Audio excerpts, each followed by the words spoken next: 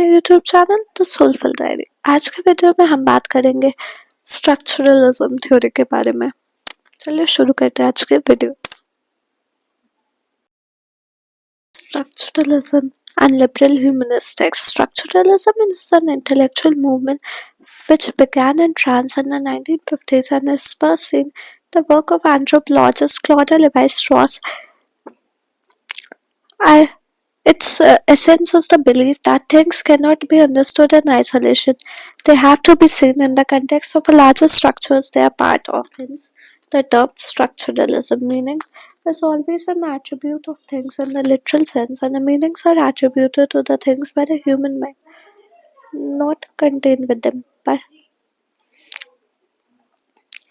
if we have a clear notion of a genre which is paradise or and subverts, any single poem is an example of particular genre, and the genre and the example relate to each other, as a phrase spoken in English relates to the English language as a structure with all its rules, its convention, and so on. In the case of Donne's poem, the relevant genre is the alba or drawn song, a poetic form dating from the 20th century in which lovers lament approach of daybreak because it means that they must part.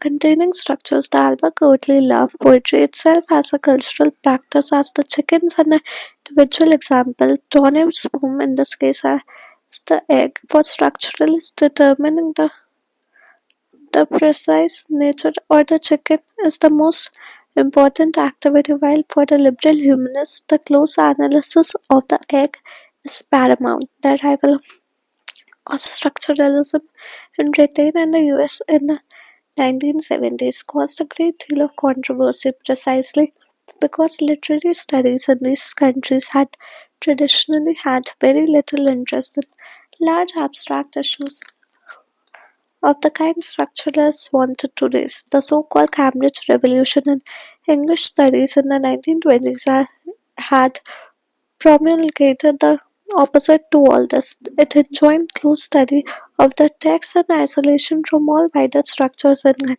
was relentlessly text-based and to exclude wider disposition, abstract issues and ideas.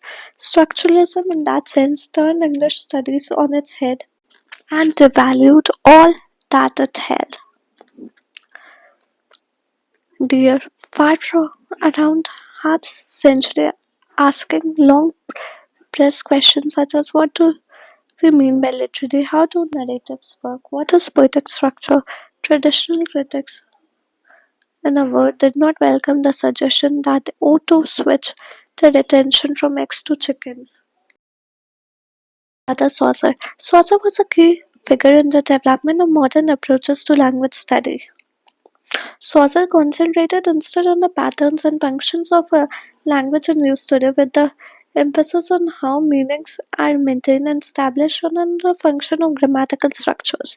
Firstly, he emphasized that the meanings we give to words are purely arbitrary and that these meanings are maintained by convention only.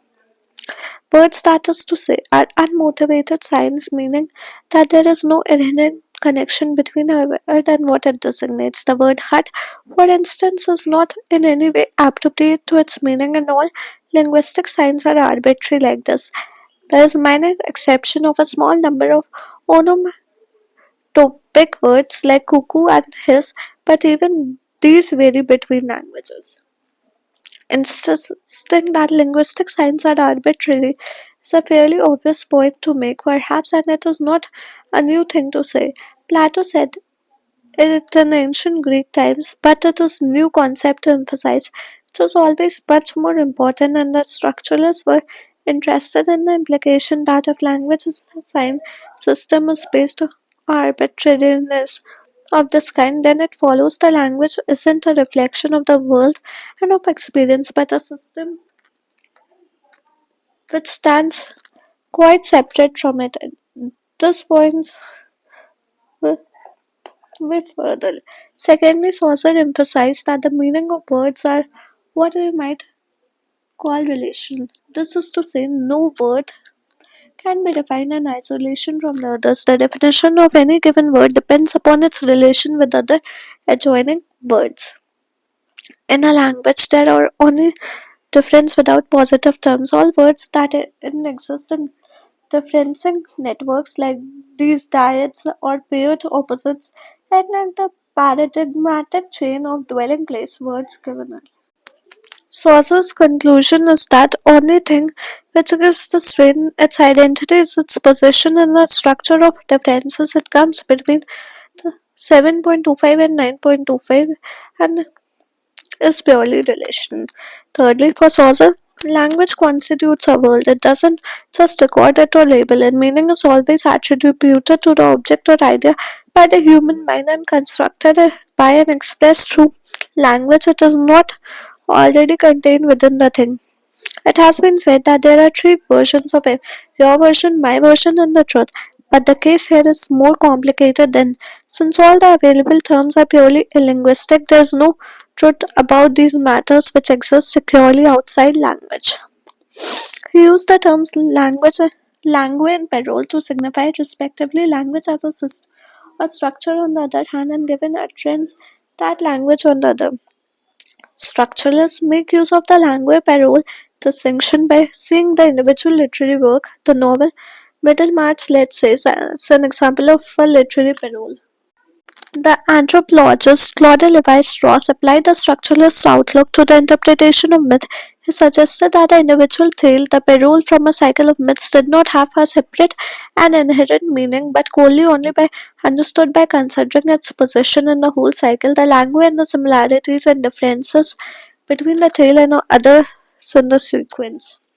Included in this category would be such diverse phenomena as works of literature, tribal ritual, a degree ceremony, say, or a race dance, fashions and clothing, food, lifestyle, etc., the styling of cars, or the contents of advertisement.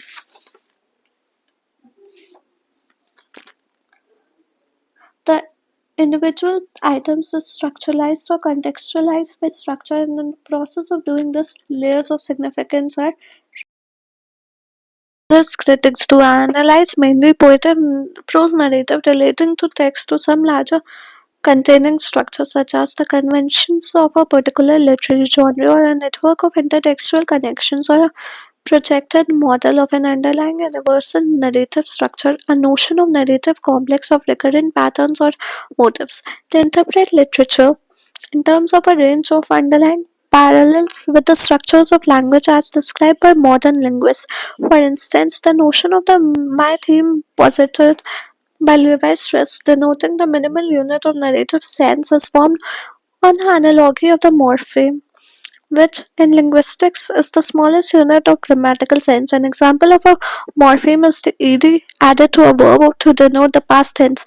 They apply the concept of systematic patterning and structure the whole field of Western culture and across cultures, treating as systems of science are anything from ancient Greek myths to brand of soap powder. Identified codes by Barthe in structuralism are the poetic code. This code provides indications of action. The ship sailed at midnight, they began again, etc. The hermeneutic code. This code poses questions or enigmas which provide narrative suspense. For instance, the sentence he knocked on a certain door in the neighborhood of Pell Street makes the reader wonder who lived there, what kind of neighborhood it was, and so on. The cultural code. This code contains references out beyond the text to what is regarded as common knowledge. For example, the sentence Agent Angelus was kind of man who sometime arrives at work in odd socks evokes a pre-existing image in the reader's mind of the kind man that is a stereotype of bungling incompetence, perhaps contrasting with the image of brisk efficiency contained in the notion of an agent. The Semitic code.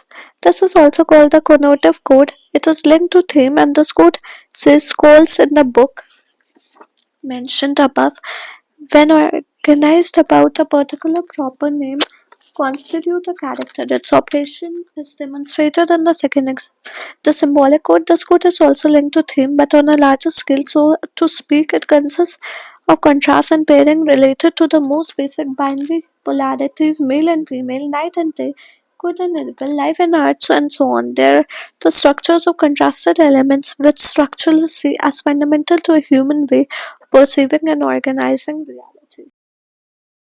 तो आज की video आपको पसंद है, कैसी लगी हमें comment करके बताएं।